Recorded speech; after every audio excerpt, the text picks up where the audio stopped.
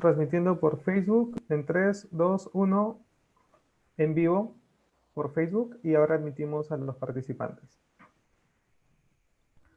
Adelante, José Ignacio. Muchas gracias. Hola, buenas tardes, ¿cómo están?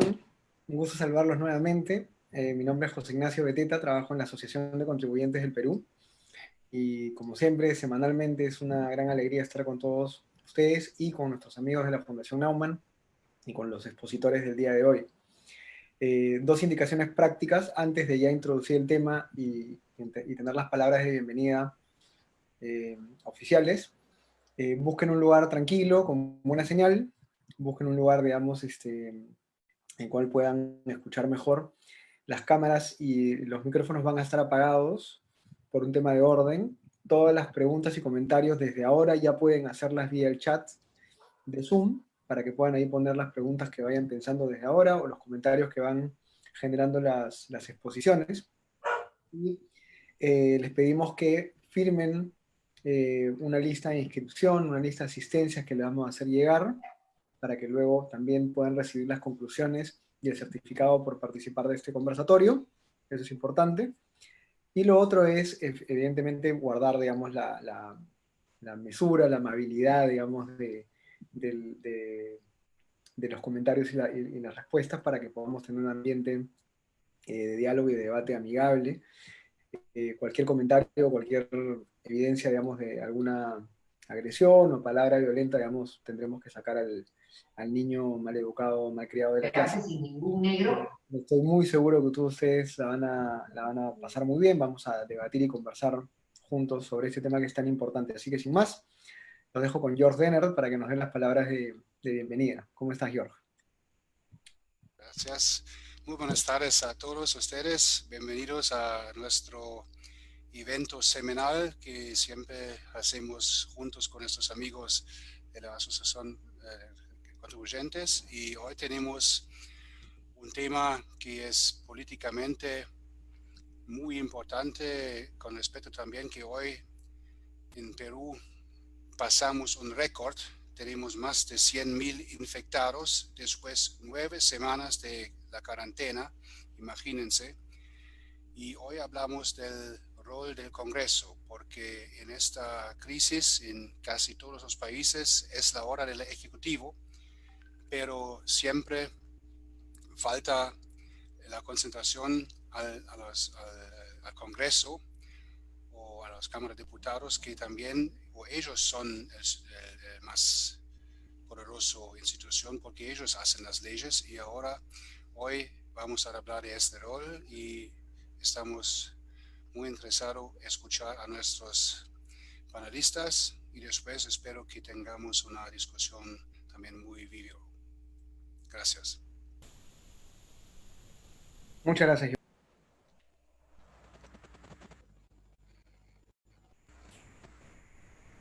Lo que tenemos como contexto es una crisis histórica nunca, literalmente nunca antes vista.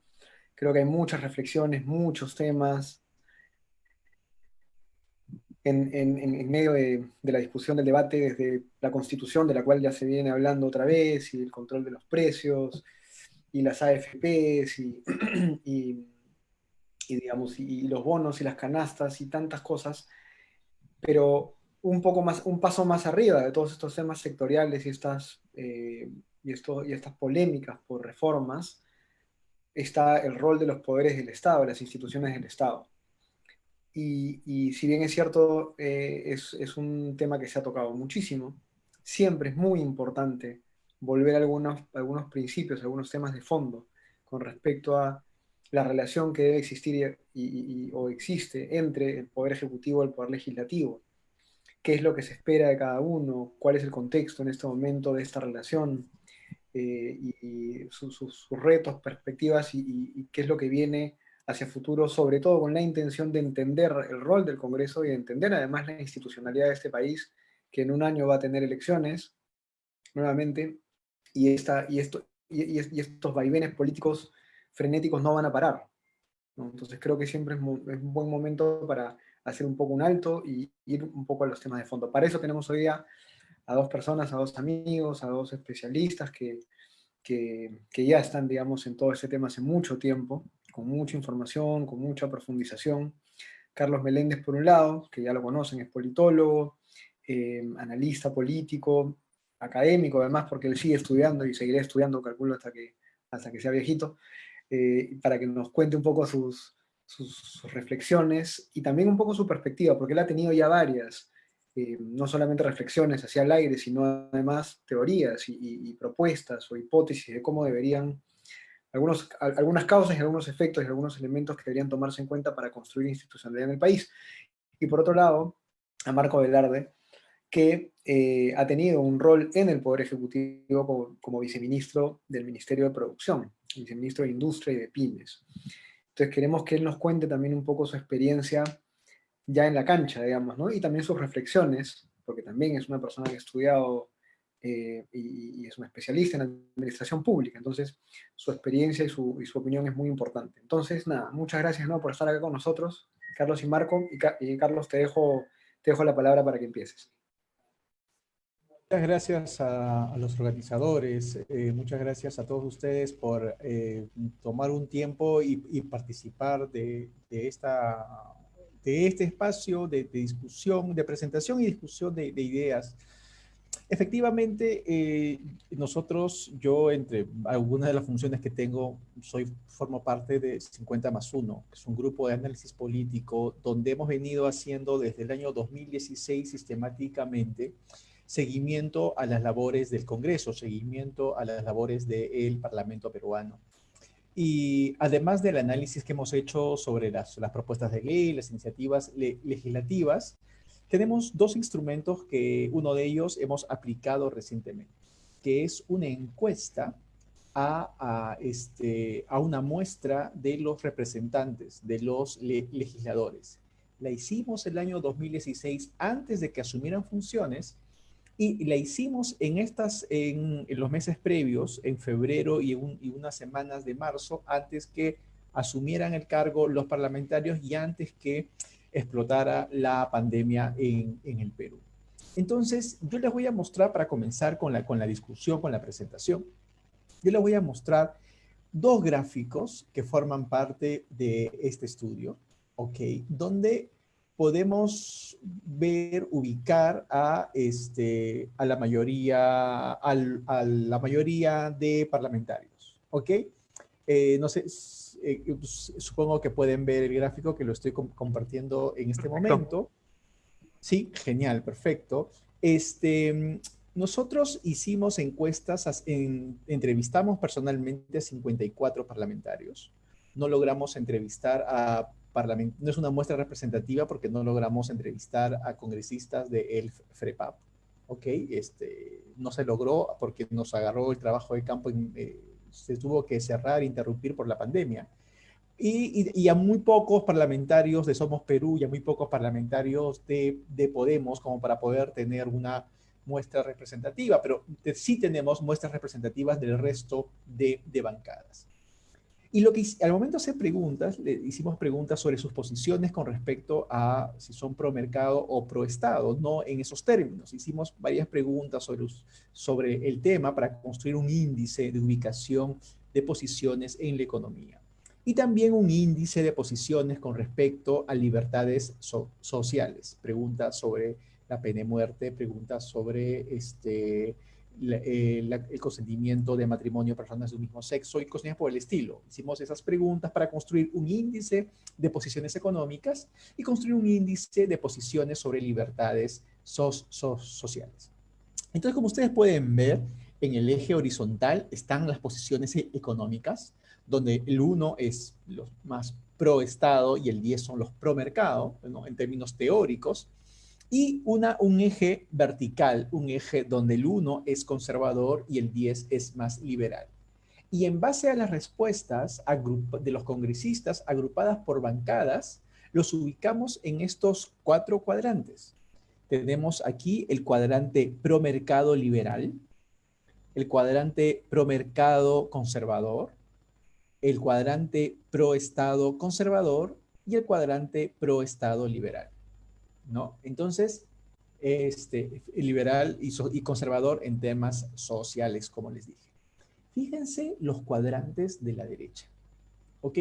No existen parlamentarios, no existen representantes que tengan, en términos de bancadas, mejor dicho, no existen bancadas, perdón, me ratifico, no existen bancadas que en promedio sean defensoras de políticas pro mercado. Ni aunque sean liberales en lo social, ni aunque sean conservadores en lo social, este campo pro mercado es un campo vacío.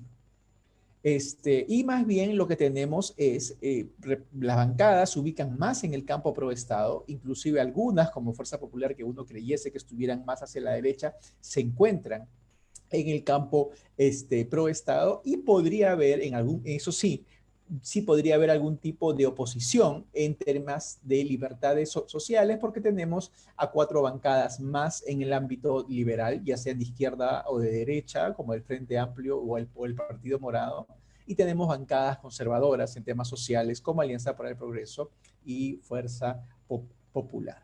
¿Ok? Pero estos son los resúmenes de los promedios por bancadas. ¿Ok? Como les dije, nosotros entrevistamos a 54 congresistas y acá los ubicamos a esos 54. Fíjense. Ahí hay 54 puntitos, ¿ya? Y ahí están ya cada uno de los 54 parlamentarios ubicados de acuerdo con ese posicionamiento. Obviamente por la metodología y por la ética de la investigación, nosotros no podemos revelar los nombres de estos parlamentarios, pero sí podemos revelar las ubicaciones respetando el anonimato. Y claro, ahí uno ya puede encontrar, perdón, en el campo promercado, a algunos parlamentarios de Fuerza Popular, a algunos parlamentarios de Alianza para el Progreso y a uno del Partido Morado. Pero si se dan cuenta, la mayoría de congresistas más bien se encuentran en el ámbito, en el espacio pro Estado. Y esto obviamente ya, ojo, que estamos hablando de una entrevista, de encuestas que hicimos antes de la pandemia, que hicimos antes del inicio de las labores legislativas. Y como les decía, esta tendencia viene ya desde la elección 2016. Cuando hicimos un estudio similar el año 2016, también encontramos un sesgo, no era tan marcado como ahora, pero un sesgo que ahora sí se reafirma, que es en contexto, que es un sesgo más pro Estado, ¿ok? Pero como consecuencia de la pandemia, lo que vamos a ver más bien es una agudización de estas posiciones, ¿ok? Una agudización de estas posiciones con un agravante. Y aquí viene ya más la parte de reflexión teórica. Con el agravante de que la ausencia de intermediarios, la ausencia de partidos políticos, organizaciones de la sociedad civil legítimas que cumplen este rol de intermediación entre las élites políticas y la población y la ciudadanía, lleva a que los congresistas tengan 2 opciones. ¿Ok? Es decir, ya que no pueden confiar en organizaciones intermedias, tienen 2 opciones, 2 atajos para legislar, guiándose de 2 criterios, del criterio tecnocrático o del criterio populista. Tanto el criterio tecnocrático como el criterio populista aparecen cuando no existen organizaciones intermedias, cuando no existen partidos fuertes, ¿ok? Entonces, ante esta paradoja, los parlamentarios deciden que es lo más fácil, seguir lo que dicen los técnicos, que además están desprestigiados porque la mayoría son pro Estado, como ustedes pueden ver, nadie cree en la iniciativa privada, nadie cree, o muy pocos creen en la iniciativa privada, la iniciativa pro empresa, pocos además se guían justamente del espacio técnico, o trato de intuir lo que dice la gente y apelo al criterio populista. Y eso es lo que está pasando en el país. Lo que está pasando en el país es que los parlamentarios, desconectados de la gente, desconectados de las organizaciones intermedias, buscan aproximarse a la ciudadanía a través de aspiraciones populistas. Y por populismo no solamente me estoy refiriendo, ojo con esto, no solamente me estoy refiriendo a la definición económica de populismo que concibe medidas irresponsables en términos de equilibrio económico, sino me estoy refiriendo al populismo desde el punto de vista metodológico, que significa una relación directa, sin intermediarios, con la población, en base a una relación maniquea, en la cual el pueblo es la víctima, es un pueblo honesto y es víctima, y existen determinados sectores de las élites que son corruptas y que son abusivas. En un espacio donde no existe apego, donde no existe simpatía pro mercado, los enemigos de esta lógica populista terminan siendo los actores pro mercado. Si ustedes se dan cuenta desde la pandemia en adelante, una vez que además ya no existe los otros enemigos políticos, que fue el fujimorismo o el aprismo en términos de discurso populista que se ejecutó desde el Congreso, desde el gobierno, los nuevos enemigos en esta emergencia de pandemia han sido, ustedes han visto cronológicamente, bancos, AFPs, farmacias, ¿ok? ¿Por qué? Porque en esta lógica donde no existen simpatías en el campo pro mercado y donde existe una determinantes estructurales para ser populistas, para tener una práctica y una prédica populista, se va a comenzar a legislar buscando enemigos, buscando rivales. Y esos enemigos y esos rivales, obviamente, en esta lógica de dominio del campo estatista, van a terminar siendo actores pro mercado.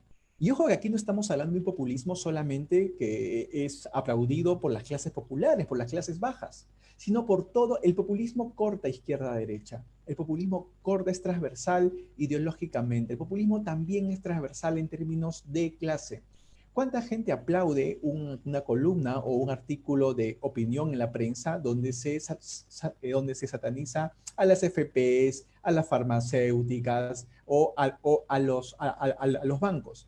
Porque ese tipo, más allá de lo que pueden estar haciendo bien o mal, el tipo de utilización, de satanización, de estigmatización de esas élites funciona bien dentro de esta prédica populista. Un agravante coyuntural para este tipo de prácticas populistas tiene que ver con un Congreso de corta duración de tiempo, con 16 meses, que es más o menos lo que va a durar este Parlamento. Vamos a atender a que justamente se exacerben estas ansias por figurar y por a buscar la atracción de los reflectores de la opinión pública.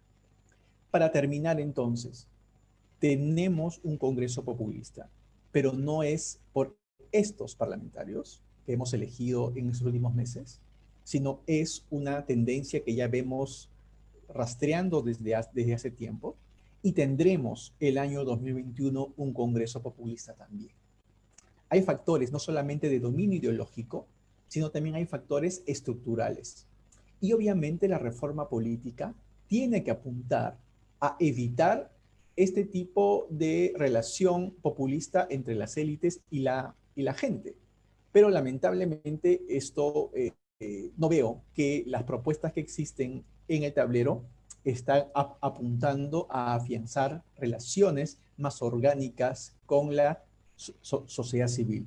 Lamentablemente tengo malas noticias, es que vamos a seguir teniendo parlamentarios populistas. No depende de la educación de la gente, no depende de quién sean los partidos políticos.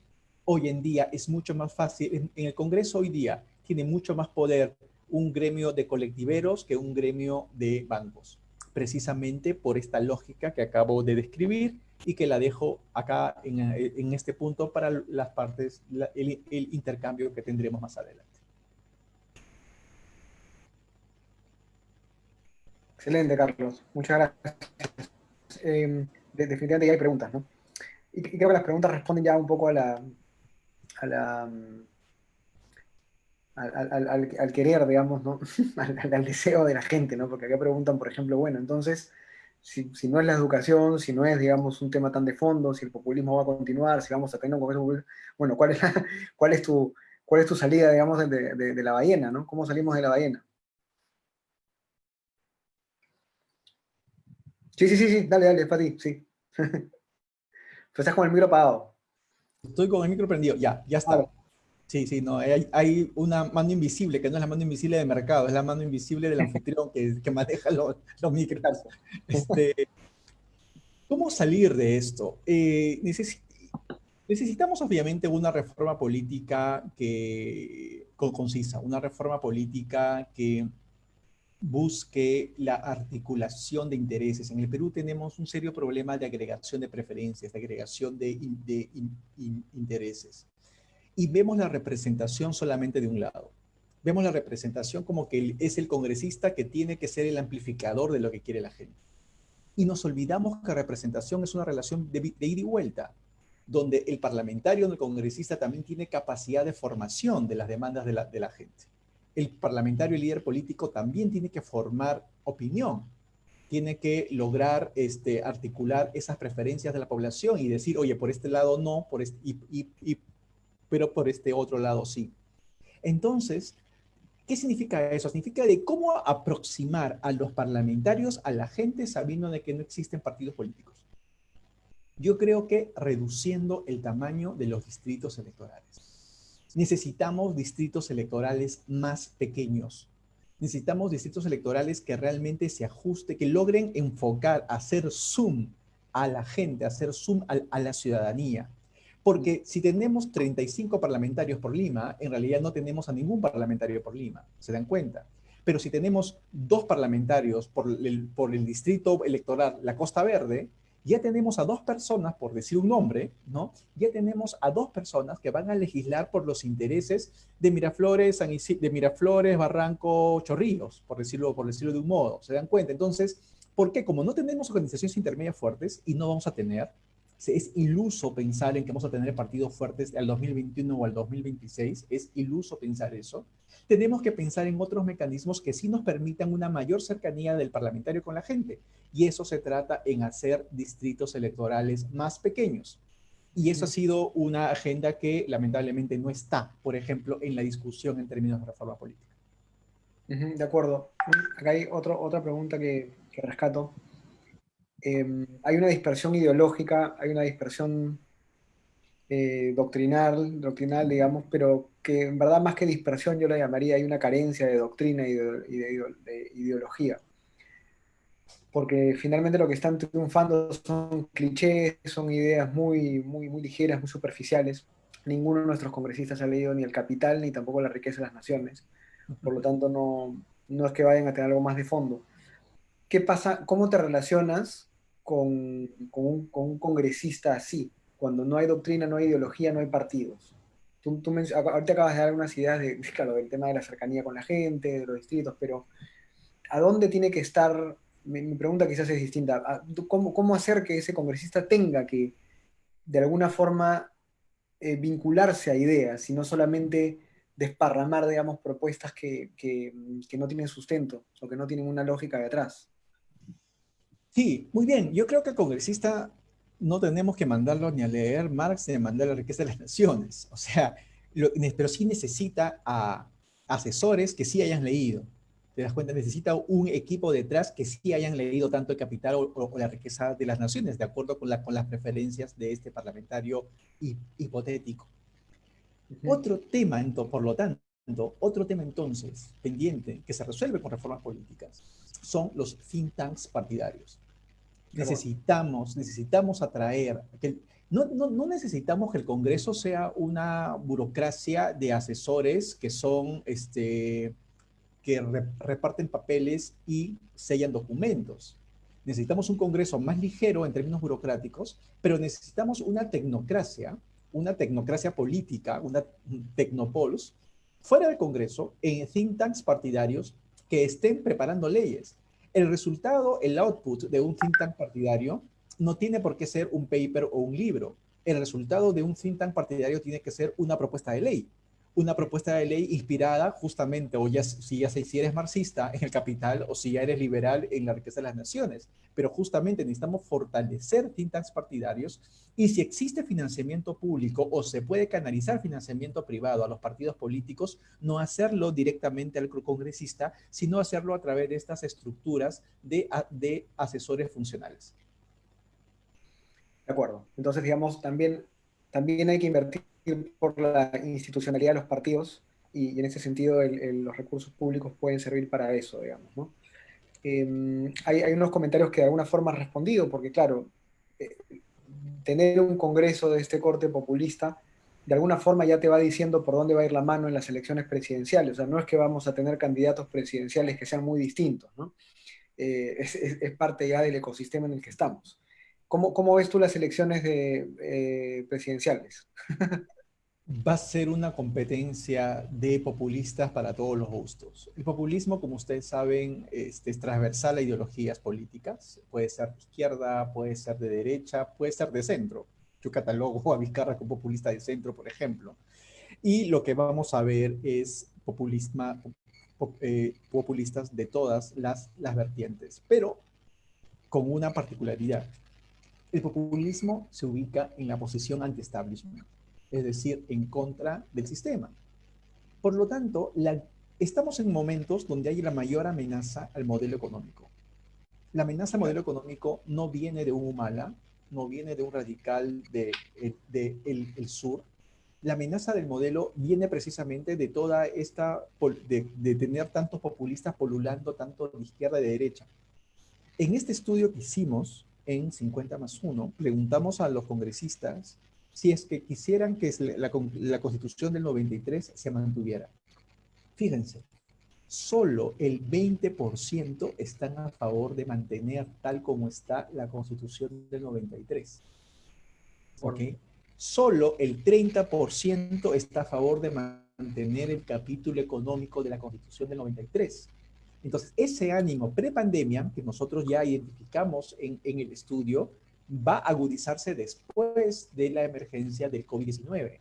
Entonces, vamos a una elección donde está la gran amenaza, hay una gran amenaza al sistema, al establishment político, al establishment económico también, desde la izquierda o desde la derecha. Genial, sí, lo cual nos lleva otra vez al dilema de,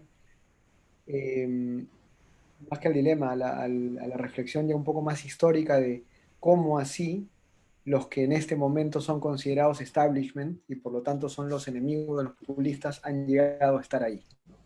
¿Y de dónde vienen, no? Así, porque finalmente lo que está en el fondo es en el tablero, digamos, de ajedrez o en el tablero del juego en este momento están los enemigos, los malos y los buenos, porque lamentablemente la política siempre es así. Y hay de aquel que esté en el lado de los enemigos en este momento, y como lo has mencionado, el enemigo en este momento no es, digamos, el comunismo, el socialismo o el garantismo, sino más bien es la libertad económica, el libre mercado, la iniciativa privada, y creo que por ahí va la reflexión, ¿no? De acuerdo. Pero bueno, gracias Carlos, está buenísimo, después seguimos. Marco Velarde ha sido viceministro de Industria y Pymes en el Ministerio de Producción hace poco tiempo, ha tenido la oportunidad de trabajar en el Poder Ejecutivo y por lo tanto de hacer política pública desde adentro y también por lo tanto de tener un espacio para coordinar, digamos, con el Congreso de turno y ver cómo funciona el Estado por dentro, porque a veces definitivamente la perspectiva del que está mirando como analista, como Carlos, como yo también, digamos que estamos mirando, evaluando, por más que tengamos muchas relaciones y contactos con el funcionario público, es una parte de la mirada, pero es muy importante tener la mirada desde adentro. Te dejo, Marco, para que nos cuentes qué es lo que piensas de este tema. Ya, buenos días. Gracias, José Ignacio, gracias, George, Carlos, gracias también.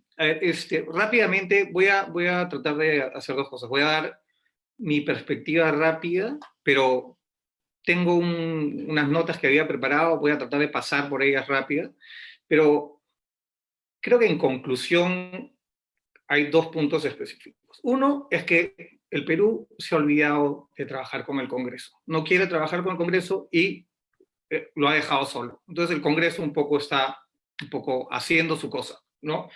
Porque en la práctica es mucho más fácil tocarle la puerta al Ejecutivo que realmente pasar por el proceso de hacer políticas en el Congreso. Y eso hace que nadie quiera realmente trabajar con el Congreso. Es mucho más fácil tener ¿cómo se llama? El teléfono de los ministros o el teléfono de alguien ahí. Y segundo es que al final del día, como tú decías, ¿cómo salimos de la ballena? ¿Cómo salimos de la ballena?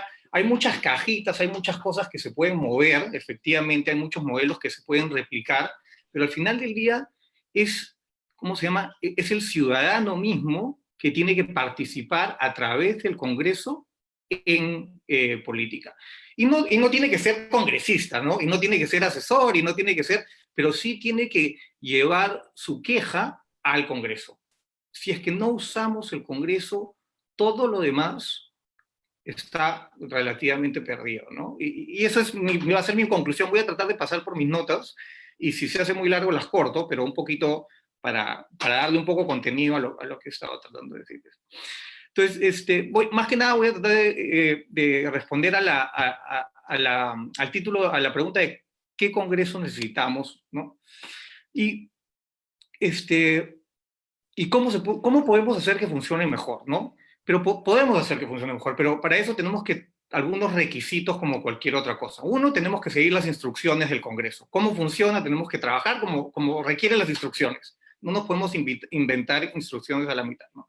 Tenemos que participar activamente, como cualquier otro juego, y tenemos que aceptar que los resultados de cualquier gestión de Congreso son nuestra responsabilidad. ¿Y por qué? Un poco, ¿no? De las tres instituciones más importantes de la democracia, el Congreso es el más importante, ¿no? Es donde hablamos nosotros, los mortales, de alguna forma, ¿no? No el presidente, no los grandes, sino los mortales, donde nos ponemos de acuerdo los ciudadanos. Es el recuerdo diario de que en una república nosotros somos los que hacemos las reglas del país y no podemos abdicar de este negocio, ¿no? Pero en el Perú, lamentablemente, este negocio está un poco abdicado, ¿no? Hemos declinado de tomar responsabilidad un poco de esto acá, ¿no? Entonces, creo que el proceso de la emergencia, ahorita de repente lo puedo usar como un ejemplo de cómo he visto yo esto de acá y en dónde están los indicios que hemos abdicado esta, de alguna forma, responsabilidad. Por ejemplo, en diciembre del 2019, China da los primeros casos del COVID. En enero, la OMS ya empieza a anunciar. El 25 de enero, los países como Tailandia, Estados Unidos, Japón, confirman. Ya hay como 10.000 infectados, 200 muertes. 200.000 muertes, 200 muertes. El 30, la OMS anuncia que es un peligro internacional y menciona que los países de salud, con sistemas de salud débiles, deberían tener mayor cuidado, ¿no? En ese momento, la ministra Inostroza ya tenía 4 pacientes sospechosos y el MINSA recién decidía monitorear el problema. Hasta ahí, ni los gremios ni la prensa dijo mucho. El Congreso, en ese momento, no había Congreso. Y no había ninguna pregunta de si estábamos preparándonos, qué estaba haciendo el Ejecutivo, qué estaban haciendo los gobiernos regionales. Y eso es el rol netamente del Congreso, ¿no? Ayudarnos a estar preparados. El 25 de febrero, con más de 90 países con casos, Brasil descubre la primera infección. Y a finales de febrero el MINSA declara que ya está preparándose para recibir al coronavirus. El 1 de marzo la ministra presenta un hospital móvil en el aeropuerto Jorge Chávez con capacidad para 50 pacientes, y el 5 de marzo anuncia que el 20% de casos solamente necesitarían hospitalización. Todas estos datos son difíciles porque el Congreso, si estuviese ahí y estuviese presente, estuviese cuestionando constantemente si este plan es efectivo o no, si estamos listos para esto o no, ¿no? Y efectivamente no lo está. El Congreso entra, es elegido, y 90% de los congresistas es su primera vez en el legislativo. No sabían cuándo iban a instalar las mesas, no tenían agenda, no tenían equipo y las comisiones no estaban listas, ¿no? Estábamos entrando en una emergencia mundial y no teníamos Congreso. Y déjame parar un ratito porque lo importante de todo esto no es tanto que no teníamos Congreso, es que nadie pedía que el Congreso se instale. Y eso es increíble. O sea, en el momento de emergencia mundial, sin 8 meses de tener Congreso, nadie pedía que el Congreso se instale, ¿no? Se instala el Congreso y se declara la cuarentena, y en ese momento, cuando se empiezan a instalar las comisiones el 17 de abril, ya teníamos 13.000 infectados y 300 muertos, y la economía ya estaba parada por un mes. Una vez adentro, el Congreso golpeado no encontraba un lugar para la estrategia, su desprestigio era tal que nadie quería que lo ayude, y los congresistas, ni los analistas, ni la prensa. Y aunque esto implicaba mutilar nuestra institucionalidad tampoco se podía decir mucho, ¿no? En la política la oposición sirve a la población como mínimo, como la sección de reclamos de una página web de Amazon, ¿no?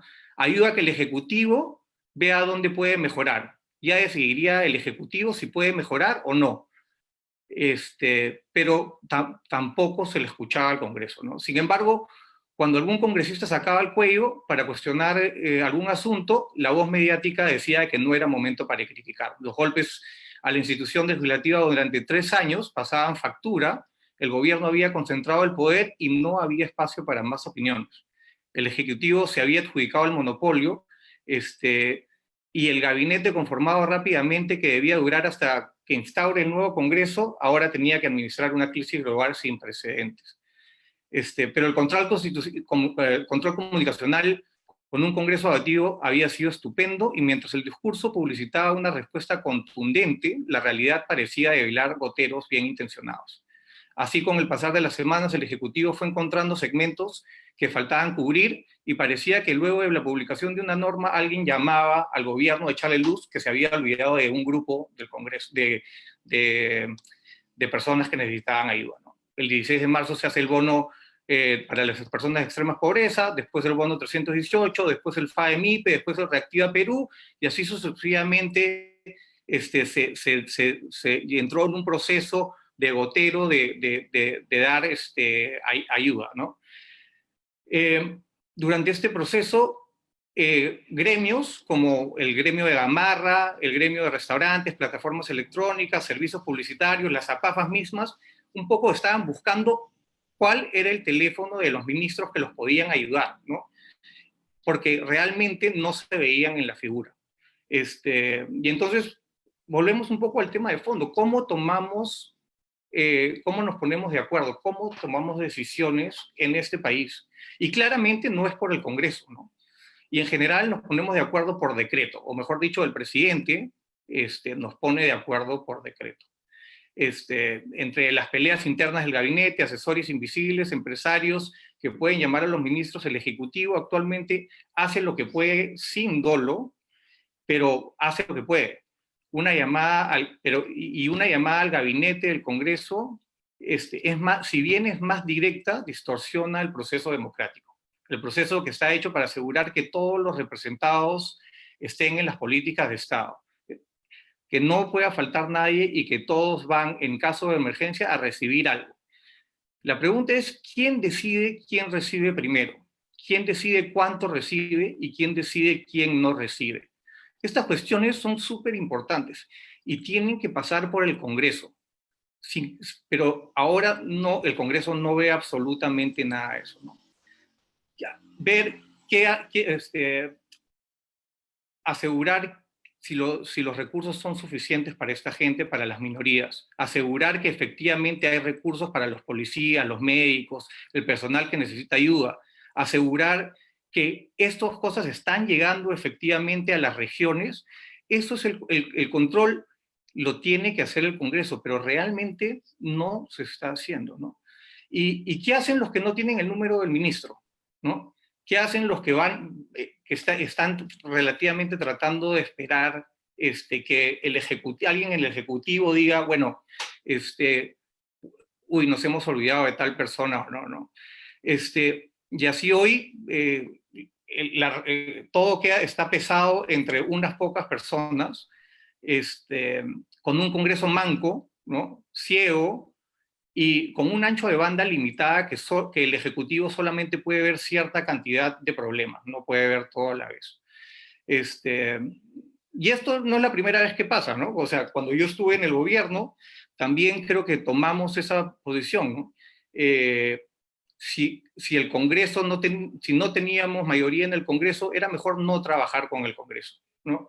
Y el Perú realmente ha decidido hace tiempo no trabajar con el Congreso, prefiere trabajar con el Ejecutivo. Y de esta forma de hacer políticas, bueno, siempre va a quedar gente afuera. Y cuando queda gente afuera, ahí empiezan a agrandarse las desigualdades. En un país que pasó de ser pobre de alguna forma a ingreso medio muy rápido, donde la estructura política quedó en un mundo pobre, pero la estructura económica creció a ingreso medio, donde los problemas son mucho más complicados, los intereses son mucho más difíciles, hay una contención mucho más grande en los intereses que se encuentran de un país de ingreso medio, ¿no?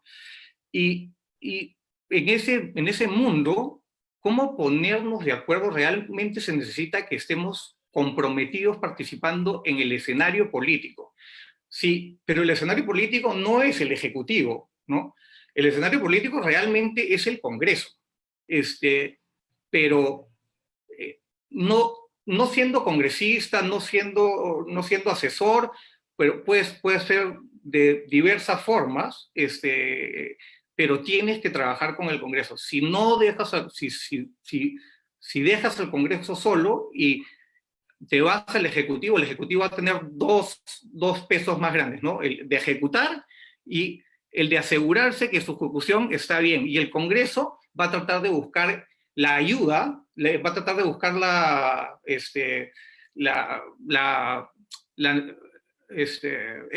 a tratar de buscar el ánimo de la gente, como sea. Y en este caso, la forma más fácil va a ser el populismo, ¿no? Pero, y si bien hay muchos modelos de trabajo internacionales que se pueden copiar de cómo mover cajas y cambiar comas y hacer nueva legislación, como las reformas políticas, eso es fundamental. Pero al final del día no hay sustituto para la participación ciudadana. O sea, no hay, eso es inminente, ¿no? Y también no hay sustituto para la participación con el Congreso. Ahora la participación ciudadana se está dando directamente al Ejecutivo, y eso es un poco un problema, ¿no?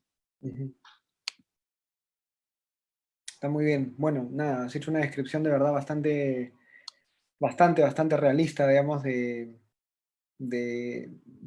esto que se ha estado dando en lo que preparando esta presentación. Tú me comentabas que tú has llamado como el quehacer de política pública, ¿no? El policy making en inglés, digamos, ¿no? Pero claro, ¿cómo se hace política pública en el Perú, ¿no?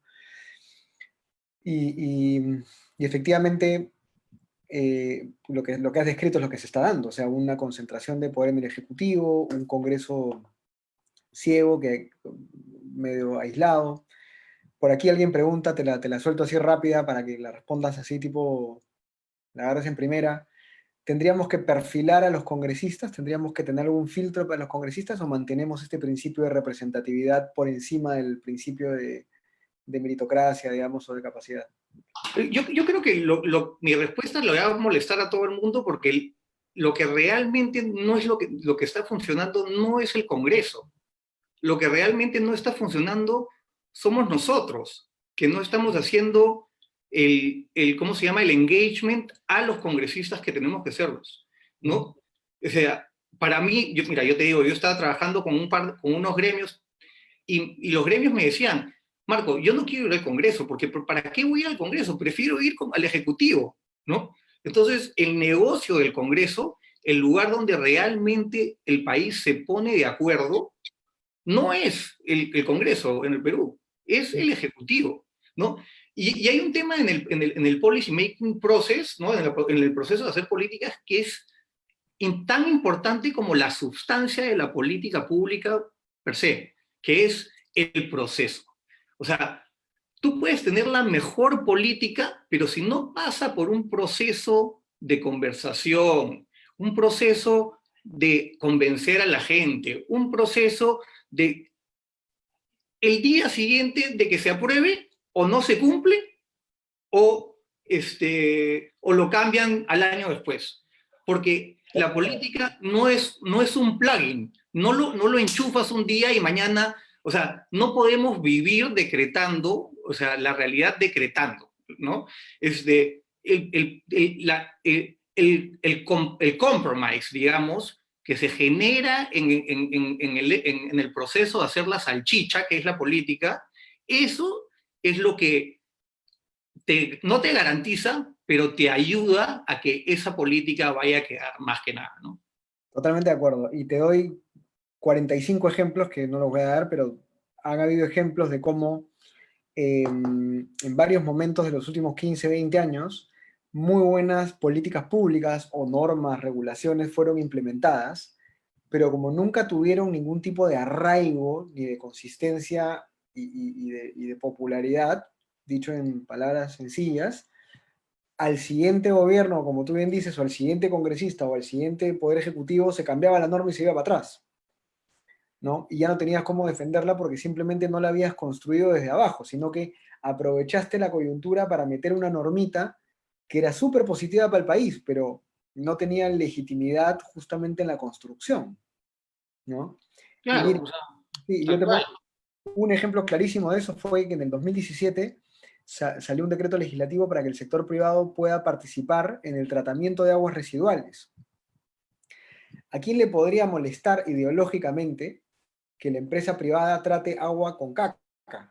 ¿Entiendes? ¿No? A nadie. O sea, era tratar, disculpen en francesa, era tratar el agua cuando ya se fue de todos lados y tú permitías que el sector privado trabaje, ¿no es cierto?, en la remediación, en la parte de remediación. Salió el decreto legislativo, que me parecía absolutamente válido, no pasaron ni creo que 6, 7 meses y lo derogaron. Y se fue. Tal cual. Porque claro, técnicamente era impecable una solución privada para un problema público, pero nada, no habías hecho ese engagement del que tú hablas, ese convencimiento de los actores involucrados para decirles, oye, es bueno que el sector privado entre en el sector agua y saneamiento, vamos a hacerlo de a poquitos, vamos a empezar por acá, aquí no va a haber ningún problema, el sector privado no va a subir el precio del agua, no va a agarrar la cuenca, no se va a robar el río, nada, va a limpiar el agua cochina. Y ni aún así pasó la prueba esa norma, ¿no?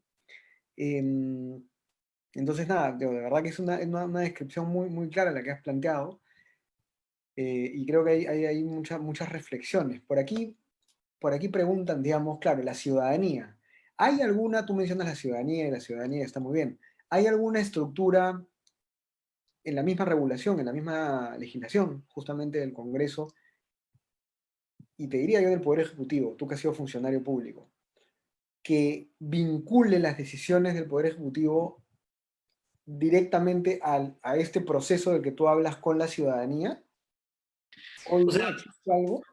por ejemplo, en el acuerdo nacional, ya hace muchos años atrás, se hicieron varios, ¿cómo se llama?, comités o comisiones. Me acuerdo una porque una fue hecha para la representación de las micro y pequeñas empresas, y se instauran dentro de un ministerio, ¿no? Entonces ahí hay una conversación, pero igual, porque el proceso mismo de crear esa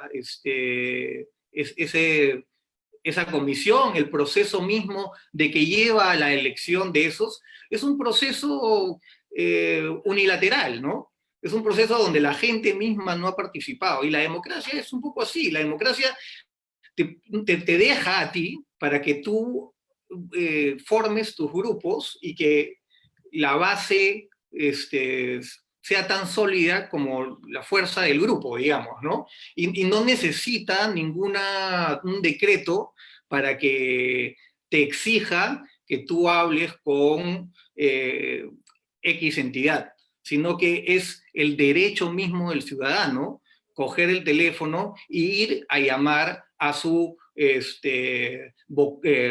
concejal, alcalde, congresista.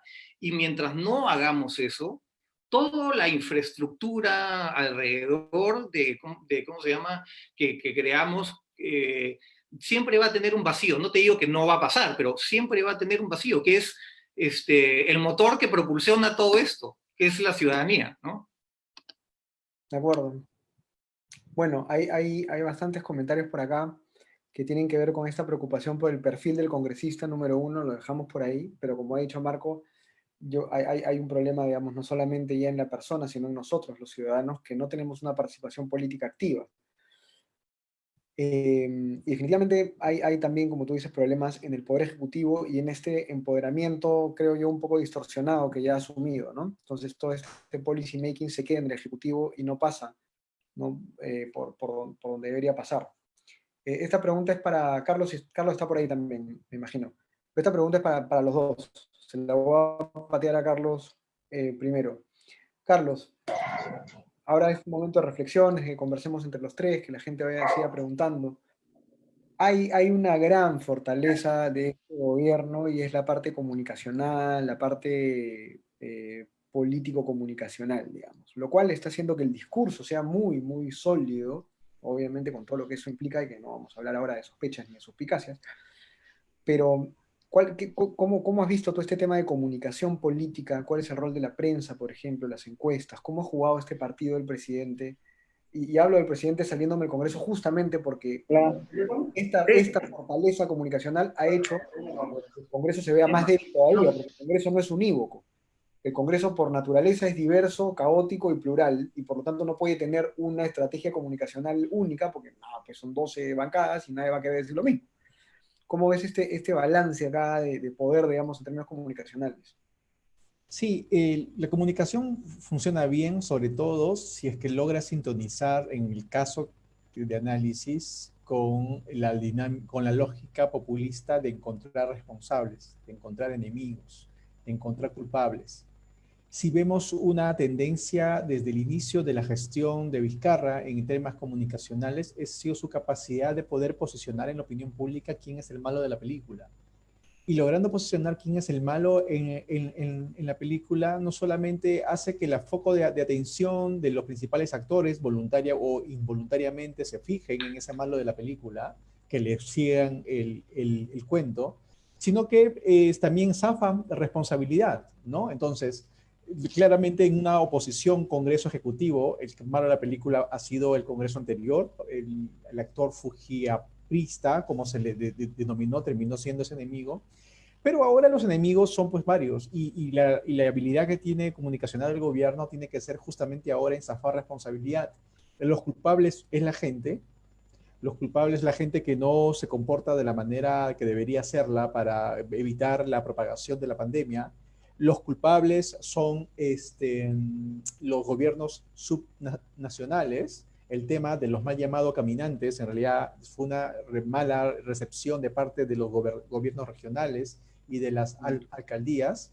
O los culpables son las empresas privadas que aprovechan y sacan réditos de esta situación. Cuando en realidad lo que estamos viendo en el caso de la pandemia son inclusive casos de corrupción de este gobierno, ¿no? Entonces, tanto en el Ministerio del Interior, tanto en la compra de muchos insumos para la salud, etcétera, etcétera. Entonces, yo creo que el éxito de este gobierno tiene que ver precisamente en su capacidad de encontrar culpables y de restarse responsabilidad de las faltas que están a la luz de todos. Uh-huh. Y para Marco, cuando tú mencionas, profundizando en un temita que tú tocaste, pero así brevemente, ¿cómo harías tú si tuvieras que crear una política pública, ¿no? para que de alguna forma el congresista y el funcionario del Poder Ejecutivo rinda cuentas de lo que haga? O sea, porque en este momento, tanto el Poder Ejecutivo como el congresista sacan un proyecto de ley que es realmente peligrosísimo, sea ejecutivo o legislativo, repito, y si algo sale mal, no hay ningún tipo de rendición de cuentas. O sea, el costo de una ley es muchas veces de millones y millones y millones y millones de soles y pobreza y vidas y barreras burocráticas enormes. Sin embargo, ese funcionario entra, vive, se reproduce y se va y nunca pasó nada. ¿Qué mecanismo se puede generar, si es que hay en otros países, de rendición de cuentas un poco más vinculante, más fuerte, con respecto al producto de una ley, al producto de una política pública?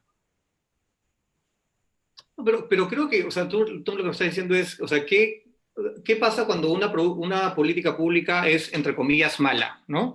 ¿Y quién se responsabiliza? Eso es lo que un poco... Sí, o sea, te pongo un ejemplo, ¿no? En este momento, no, en el plan de reanudación, que tú conoces muy bien, hay un montón de vacíos. Y eso está haciendo que muchas empresas, por ejemplo, esperar porque tienen los protocolos listos, pero no se los aprueban, o el Ministerio de Agricultura, por ejemplo, todavía ni siquiera sacó los lineamientos para que le presenten protocolos y ya podrían empezar obras de irrigación. Eso implica un costo económico, un costo humano, un costo social, pero no pasa nada. O sea, hasta que no sea corrupción, el funcionario público, repito, legislativo o ejecutivo, no tiene prácticamente ningún tipo de elemento de corrección, ni siquiera. O sea, claro que sí. O sea, el legislativo tiene toda la facultad de llamar a comisiones de diversos tipos para poder utilizar su brazo, su músculo de accountability, ¿no? Y ese es el que tiene que usar. Y el ejecutivo, si es que, por ejemplo, hay una ley que no le parece y que está dispuesto, que cree que va a romper con un esquema o un modelo que cree, ellos pueden vetar. Y no solamente pueden vetar, sino tienen muchas cosas en su cartera como para trabajar con el Congreso, para realmente hacer, para llegar a los votos para que esas leyes no pasen. Sin embargo, ya es una decisión política si lo quieren hacer y no hacer. Pero la decisión política, tanto del Congreso como del Ejecutivo, se pasa en lo mismo, es en la ciudadanía. Se basa en si es que van a votar por ellos mañana. Y todos esos instrumentos de oversight nos los están quitando, ¿no? O sea, el voto de reelección te lo han quitado. Entonces, no hay ningún incentivo para ¿cómo se llama? Para los congresistas hacer mucho caso ahorita a su constituency, de alguna forma, ¿no? Lo que, por ejemplo, el Congreso ahora está mirando, que después de este Congreso se va a ir a buscar a las elecciones locales. Ese es el incentivo de ellos. El incentivo ahorita de ellos es, ¿cómo hago para que después de esto para que tenga para que para que salga bien en las elecciones locales. Y es distinto, ¿no? Es un poco, no está en el mismo tablero, pero está. Uno no está porque nos los han quitado. Bueno, pero siempre va a haber una capacidad de oversight en los políticos. Es cómo usas el contrapeso y si lo quieres usar de alguna forma para poder trabajarlo. Más o menos tratando de contestar tu pregunta indirectamente. No, de acuerdo. Efectivamente hay mecanismos, ciertamente como los que mencionas, pero evidentemente un congreso, un congresista, una comisión no va a llamar a un ministro porque se demoran 7 o 8 días en sacar los lineamientos. Sí, sí te sigo, obviamente, tienes razón. Existen los mecanismos, pero claro, al final del día las pérdidas son muchas, los errores son muchos y hay poca capacidad de corrección, digamos, ¿no? Carlos, el sector privado, lo mencionaste por ahí. Ajá, ¿a qué te refieres con el sector privado? A ver, dime eso. Es el enemigo. Desarrolla un poco tu idea. Sí, Es es el el actual punto. enemigo del pueblo. Sí, o sea, siempre lo ha sido y el tema es que normalmente lo ha sido con discursos de izquierda, ¿no? Lo que queda claro es que también puede ser el enemigo del pueblo de discursos de centro o hasta de derecha. O sea, el discurso populista te permite justamente eso, encontrar enemigos sin discriminar su posición ideológica. Y creo que en ese sentido, sí,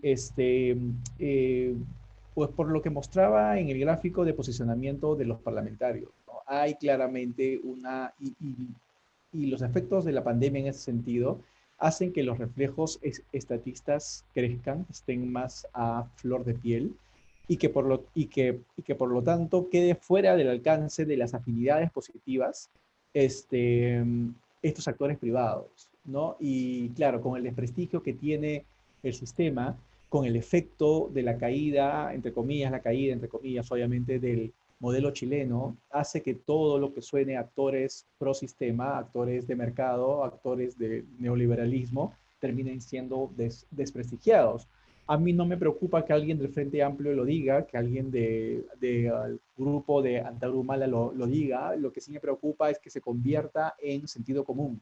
Y porque cuando se convierte en sentido común, ya hay poca cosa que se pueda hacer para defenderlo. Es verdad, es cierto. Ahora, ya entrando, dejando un poco la generalidad de la pregunta, yo siempre me pregunto qué es lo que deberíamos hacer desde la ciudadanía y por lo tanto, desde el emprendimiento y el empresariado, porque hay una de las primeras interferencias intelectuales que ya no nos sembraron, con la cual yo no estoy de acuerdo, nunca he estado de acuerdo, es que el ciudadano está por acá y el empresario está por acá, cuando en realidad en el Perú, digamos, los empresarios ciudadanos son casi todos, y en Sí, verdad lo sobre que es todo la gran empresa, pues no, efectivamente es la gran empresa porque existe, pero finalmente el tejido empresarial es el tejido ciudadano. ¿Qué tendría que hacer? ¿Por qué tendría que apostar? ¿Cuáles tendrían que ser las apuestas, digamos, a mediano o largo plazo? Vamos a hablar ya del empresariado que tiene una posición en el debate público. ¿Hacia dónde debería caminar? ¿Qué tendría que hacer en este contexto y a futuro? es, Eso va para hay, los dos, para Carlos y para Marco. sí, Dale, dale, Carlos. hay una oportunidad política claramente, una oportunidad política, la crisis, se sabe, genera oportunidades y es el momento de que los sectores empresariales más responsables tomen una posición, tomen una vocación de ayuda y de aproximarse a la gente. Pero yo le digo con toda franqueza, no simpatizo, yo sé que está bien, yo sé que tiene una lógica, pero no simpatizo con las estrategias de aproximarse a la gente de forma caritativa. O sea, no podemos estar en una teletón permanente, ¿no? Entonces, lo que tiene que hacer el sector privado es tratar de influir en políticas públicas, pero no solamente buscando el beneficio privado, que es su razón de ser, pero comprendiendo de que no puede haber beneficio privado si es que no hay un delivery de bienes públicos. Entonces, ¿cómo hacer para coordinar, para que no sean posiciones distantes, incoherentes, que entren en tensión el bienestar, la búsqueda de los réditos del capitalismo con la generación de bienes privados, de bienes públicos, perdón, no tienen por qué ser contraproducentes, no tienen por qué estar enemistados. Eso yo creo que es una de las estrategias, en todo caso, una de las ideas fuerzas que tiene que tener la actitud, un cambio de actitud de parte del sector empresarial. Y lo otro tiene que ver, obviamente, por el tema que ha aparecido un poco escondido en esta conversación, pero creo que por ponerlo ahí en el tema, en el foco, es la informalidad, ¿no? O sea, el enemigo del Perú, si es que existe un enemigo, no es el sector empresarial, no es de determinada fuerza política, no es el presidente, no es el Congreso. El enemigo, verdadero enemigo del Perú es los altos niveles de informalidad que tenemos, ¿no? Y ahí sí creo que podríamos hacer un mea culpa desde los sectores liberales, desde los sectores que han buscado el emprendedurismo, promover el emprendedurismo, pero quizás no han puesto el énfasis debido a la formalización como parte de las estrategias de iniciativas individuales, ¿no? Yo creo que ahí necesitamos jugar un rol, necesitamos ser autocríticos, los sectores que han sido portavoces de este discurso individualista, porque la exacerbación del individualismo precisamente tiene que ver con la reproducción de prácticas informales. No puede haber desarrollo en un país, lo han dicho muchos autores, si no hay desarrollo institucional, y desarrollo institucional significa formalización. De acuerdo. Marco, tus reflexiones con este tema.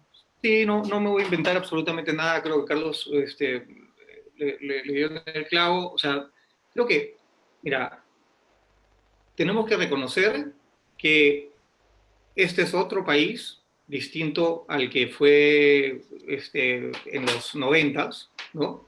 Y hemos cambiado de una forma un poco por suerte también, por el superciclo de commodities X, Y, Z, y que los problemas de ahora son distintos a los problemas de antes, y business as usual no funciona. Y peor aún con luego de los efectos de esta pandemia, ¿no? Si veíamos que el Congreso se peleaba con el Ejecutivo de una forma muy, muy complicada antes, y cuando de alguna forma teníamos algo de fuerza, ahora va a ser peor, porque ya, ya no hay vientos de cola, ahora hasta va a haber menos, pero los intereses fuertes que creó la clase media van a seguir ahí. Entonces, ahora es un momento para parar y decir, bueno, ok, ¿qué vamos a hacer? y la inversión en temas institucionales es básica. Creo que si no nos hemos dado cuenta ahora de eso, pues no vamos a tener muchas oportunidades más, ¿no? Bueno, y eso, y aparte de pagar sus impuestos y trabajar con el Congreso para buscar sus intereses, que es totalmente legal, legítimo, pero no podemos saltearnos la institucionalidad del Congreso, porque en verdad, si no, las políticas públicas quedan eh, de alguna forma le quitas mucha oportunidad a mucha gente que tiene algo que decir en ese sentido, pero nada más. Está bueno. De la ponencia de la exposición, de la ponencia de Carlos, digamos, yo me quedo con este temor, en verdad, medio fuerte de tus gráficos, Carlos, acerca del estatismo y cómo este estatismo está presente en la derecha y en la izquierda, y de verdad que liberales no hay en el Congreso, No ni hay. siquiera estoy hablando de liberal clásico, pues digamos, ¿no? No, Ortodoxo. claro. No, eso ya sería un sueño. Simplemente no hay una tendencia a las libertades, hay una tendencia al estatismo, al Exactamente. intervencionismo. Y sin embargo, claro, hay que fortalecer al Congreso como institución, porque hay que fortalecerla y hay que generar think tanks, centros de investigación partidarios, que es muy importante. Y este rol de la ciudadanía también es una idea que yo creo que es fundamental, ¿no? O sea, en la medida en que la ciudadanía no tenga más poder real, ¿no? Para poder intervenir, en el buen sentido de la palabra, digamos, cuestionar, pedir cuentas, etcétera, transparencia, acceso a la información, todas estas cosas, digamos, que han ido muy lento en estos años. Esto va a ser, una microdictadura, ¿no? Yo recuerdo que en los 90 para hablar de Fujimori se decía pues de la dicta blanda, ¿no? O la democradura, se inventaron esos La términos, dictadura de la dictadura, ¿no? exactamente, sí. La dicta blanda y la democradura, pero si nos ponemos a ver cómo están pasando las cosas ahora, realmente los empresarios, los ciudadanos, no tenemos ninguna capacidad para cuestionar normas, decretos de urgencia, proyectos de ley, o sea, en verdad estamos bien aislados, ¿no? Y finalmente, claro, este tema de la informalidad que es inevitable, que, yo siempre he pensado que la palabra informalidad como binomio del formal siempre tiene una cuota ahí de maniqueísmo. Sin embargo, el problema es esta falta de integración, ¿no? Somos un país desintegrado. Entonces, como somos un país desintegrado, pues la ley, el orden y las instituciones finalmente no son algo importante y solamente las respetan aquellos que tienen la cadena en la cabeza, es decir, los que pagan impuestos y son formales y fiscalizados por el Estado. Pero si tú te quieres salir de ahí, bueno, vivirás con todas las dificultades que tiene ese sector no integrado, que son muchísimas, pero vivirás en un país anarquista y libertario, digamos, que es el que ya tenemos dentro del Perú hace años, ¿no?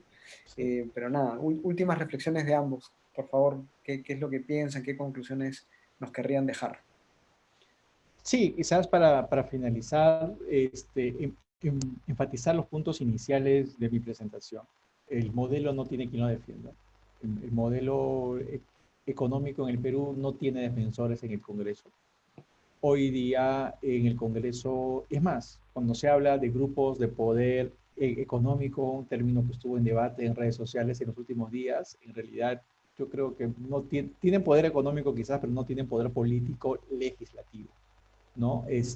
Son actores que no tienen quien represente esos intereses. Y hay que pensar que el modelo económico no solamente beneficia a determinados grupos económicos, obviamente, sino también ha beneficiado a una clase media. Gran parte de este país se ha hecho gracias a la energía de gente que ha salido de la pobreza y ha logrado construir una clase media. Somos parte de, de hecho, la capacidad de resistencia que ha tenido el país frente a la crisis de los últimos días, de la actualidad, tiene que ver precisamente con la fortaleza de nuestro modelo. Es un modelo que ha tenido muchas debilidades, obviamente, que hay que cambiarlas, hay que dejar que sea menos rentista, hay que evitar el rentismo y hay que más bien procurar que sea efectivamente un sistema de libre competencia, pero necesitamos recomponer la representación política de ese sector. Entonces yo creo que de aquí a la campaña electoral que se viene en unos meses, hay que propugnar, hay que tratar de tener un tipo de acción en el debate público en que se busque la representación de ese sector económico, de los que creen teóricamente, filosóficamente o prácticamente, los que creen en que efectivamente el modelo ha dado réditos, que somos un país de clase media precisamente por ello, y y que merece ser defendido. Los peruanos que creen en eso creo que están ante una oportunidad de tener un rol más decisivo frente a la campaña electoral, considerando que la gran amenaza del populismo está ahí. Muy importante, y de hecho hasta Juan Carlos Tafur escribió eso, ¿no? Dijo cómo le gustaría a él tener un candidato liberal, ¿no? Sí, claro. Que, digamos, que sea pro libre mercado y que tenga una postura sana, saludable, la libertad económica, sin mercantilismo, etcétera, ¿no? Creo que esto cae de Maduro, ¿no? Necesitamos una representación política pro libertades económicas transparente, honesta y clara, sin vergüenzas y sin escrúpulos, ¿no? Marco. Bueno, yo voy a regresar un poco a lo del principio y con un ejemplo, ¿no? O sea, creo que luego de la caída del muro de Berlín, ¿no? El liberalismo arrasó, dio buenos resultados, pero un grupo se quedó marginado y el grupo que se quedó marginado después de el 9/11 y después de la crisis de los bancos, la crisis financiera del 2008, los republicanos avanzaron fuertemente y tomaron el partido, ¿no? Y como consecuencia Trump salió, ¿no? Y sale Trump, ¿no? Y cambia un poco la estructura mundial, ¿no? Y eso solamente porque participaron, porque se metieron al cuento. La ciudadanía se metió al cuento, ¿no? Y cuando pasa eso, después los demócratas se dieron cuenta que estaban perdiendo y entra Ocasio-Cortez y todas las republicanas y todas las demócratas al Congreso americano, ¿no? Y si bien no han dado la vuelta, han puesto mucha presión en el presidente y han puesto tanto así que casi en un momento lo han podido sacar de alguna forma, que era lo que querían. Pero todo esto solamente para decir que hay que participar. No hay ¿cómo se llama? Una bala de plata. O sea, la democracia está hecha de una forma tan simple que si es que no participas, nada de las instituciones van a funcionar, porque se las vas a dejar a los que quieren hacer otras cosas con la institución. Entonces, si bien hay mucho análisis, hay muchas opciones, creo que nada va a funcionar si la base no está ahí, si es que los peruanos realmente no molestan a la gente, no, o sea, no vamos a cambiar esto por Twitter, ¿no? O sea, eso no va a pasar, ¿no? La gente realmente tiene que usar los partidos políticos, tiene que molestar a sus gobernantes, tiene que molestar a los alcaldes, y eso es un proceso, o sea, eso no va a pasar para el 2021, pero ese es un proceso que esa es la única forma que madura la democracia, la única forma que maduran las instituciones. Las instituciones, no hay una forma mágica para decir que somos mejor en temas institucionales. Tienes que usarlas, tienes que usar lo que hay. Y no estar golpeándolo cada vez que no te gusta lo que está haciendo, ¿no? Eso es totalmente contraproducente. Vamos. De acuerdo. Bueno, nada, muchas gracias Carlos, muchas gracias Marco, en verdad que ha sido una Pues, conversación muy, muy interesante con mil cosas más por debatir, pero yo he apuntado acá chanconamente todo, y creo que hay muchas reflexiones acá de fondo que se pueden ir trabajando más desde nuestro propio rol, ¿no? Desde los centros de investigación, desde los centros de análisis, desde la administración o de la política pública, y cada uno de ustedes, queridos amigos, también desde el rol que juegan en el sector privado, en la política, etcétera. Yo creo que la participación es muy, muy, muy importante cuando ves que el sistema efectivamente, llámese como se llame, digamos, no funciona y requiere reformas y renovaciones que son muy importantes, porque si no, creo yo, sí vamos a caminar poco a poco hacia ya no solamente un populismo establecido en el ambiente, sino ya un populismo mucho más radical hecho gobierno, hecho candidato y hecho presidente. y he hecho entidades estatales, y ahí los quiero ver, y ahí los quiero ver. Cuando esto que ahora está en el ambiente se convierte en la regla, ahí los quiero ver. Y yo creo que eso no debe pasar, ¿no? Así que hay que estar muy atentos y seguir participando en estos espacios para poder tener una voz en el debate. Conmigo y con ustedes ya será hasta la próxima. Muchas gracias por estar con nosotros. Creo simplemente que pueden ahora activar sus cámaras porque Antonio, que es el coordinador técnico de este espacio, nos toma una foto a todos, ¿no? Entonces nada, si están en pijama ahí, peínense un poquito. Muy buenas noches, gracias a todos por su participación, gracias José Ignacio, gracias a Marco Velarde, York también de la Fundación Naumann, José Ignacio, José Muñoz de la Fundación Naumann y Carlos Meléndez. Gracias. A todos los participantes, buenas noches. El video ha sido Gracias. transmitido en vivo por Facebook. Si desean retomar algunas conclusiones que han compartido los ponentes, en el Facebook de la Asociación de Contribuyentes pueden encontrar. Hasta luego. Muy buenas noches. Gracias. Buenas Chao, noches. gracias. Gracias. Chao.